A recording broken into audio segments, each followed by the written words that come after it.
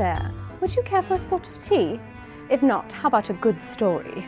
A great romance, in fact, full of will theys or won't theys for more than one character. You can tell a lot about a book by its opening line. Listen to this. It is a truth universally acknowledged that a single man with a good fortune must be in want of a wife, whether he knows it or not. And so begins Pride and Prejudice by Jane Austen, a truly interesting story about the hysterical Mrs. Bennet, the obliging Mr. Bennet, and their 5 daughters. Yes, that's right.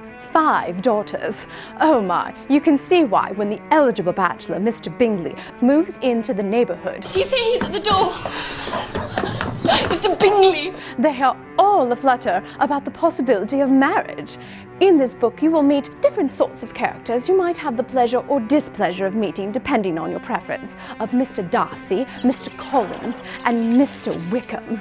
Oh my, there's so much romance, intrigue, and yes, a little bit of scandal. All of the books and movies you see here are all adaptations, movie productions, all based on this very classic story.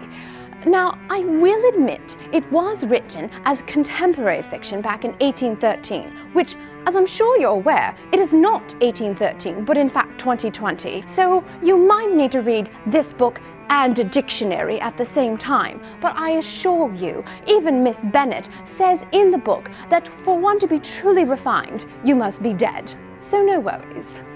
All this to say, I highly recommend you pick up a copy of Pride and Prejudice on our Overdrive or Libby app. Just use that library card of yours and check it out.